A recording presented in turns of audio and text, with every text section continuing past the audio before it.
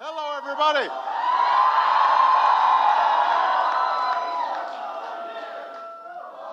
No, I can't. No.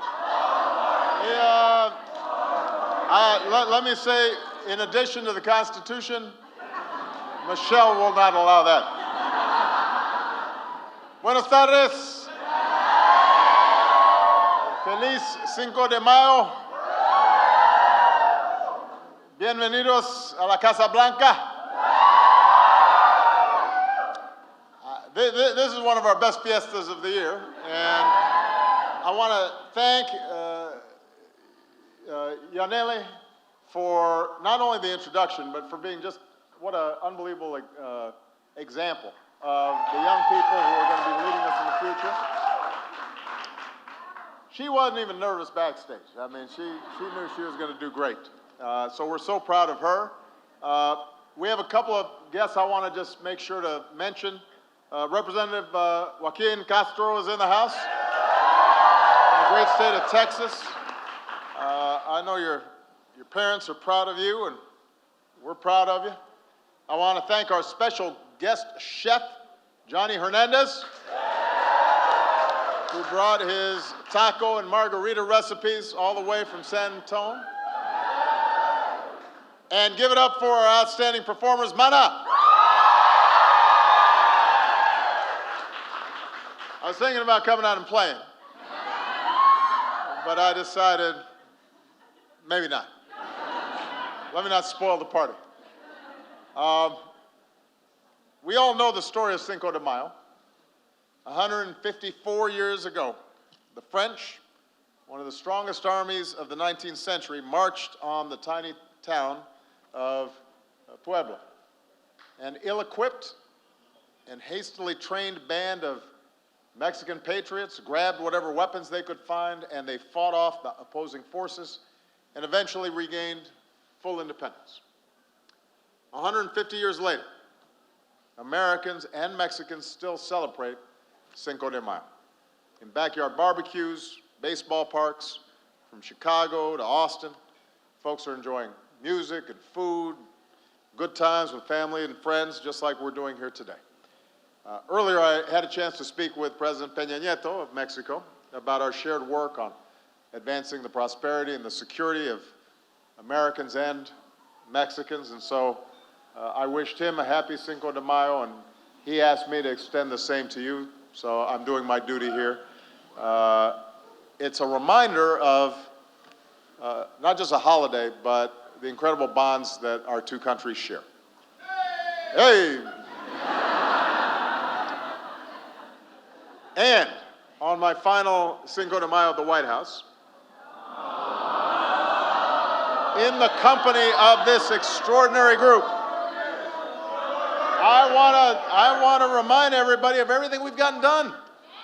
We've been busy, and we couldn't have done it without you. Together, we increased high school and college graduation rates, cutting the Latino dropout rate by more than half since 2000. Together, we ensured that more than 700,000 dreamers had the opportunity to reach their potential. Together, we continue to fight to fix our broken immigration system. The fact that we weren't able to get it through Congress has been one of the most frustrating aspects of my presidency, but our ability to take actions within my legal authority to make our immigration system fairer and smarter and more just, I continue to believe are going to help pave the way for us to finally get the law passed through the next Congress.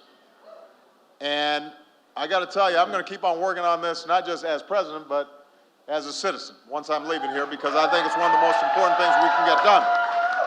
Now, in order to do that, everybody's got to follow this young lady's lead and get out there and vote. So we'll have another occasion to talk about that. But we're going to have some historic turnout rates come November. Today is really then not just a celebration of all that we've gotten done, but it's a commitment to continue our work. Change is hard. Sometimes it takes time. Sometimes You take 2 steps forward, and then you have to take 1 step back.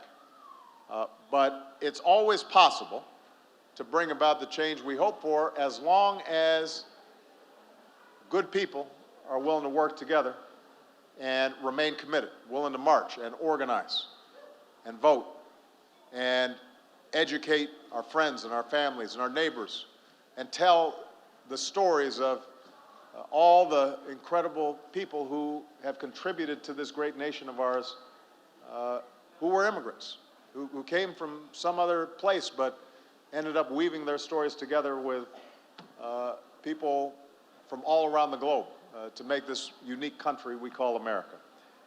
You know, change is possible because of people like you. It's because of people like Efrain Escobedo. I want to tell his story because Efrain was born in Los Angeles to 2 immigrants from Mexico. As an oldest child, Efrain took on the role as his parents' advocate, translating for them in school and at the doctor's office. And when he turned 18, eager to exercise his new right to vote, he realized that his parents couldn't vote.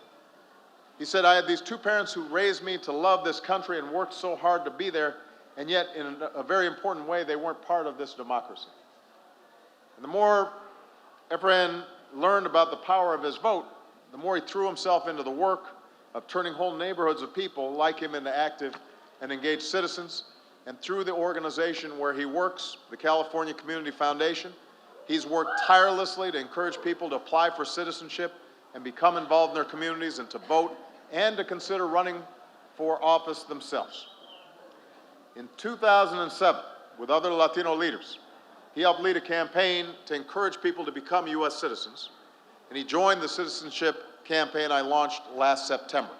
And since Efrain's campaign was launched, millions of people have become U.S. citizens and active participants in our democracy. And that just shows you the difference that one person can make. If we use our democracy, he says, it does work, and every vote really does count. Throughout this room, all across this land, we're blessed with people like Efrain. And that's what makes strong communities. That's what makes for a strong country. People working to push this country forward, even just a little bit, and then handing it off in better shape for future generations. And that's really what we celebrate here today. And for that, I want to thank you. For that, I think you've all earned a few margaritas. So, thank you, everybody. God bless you.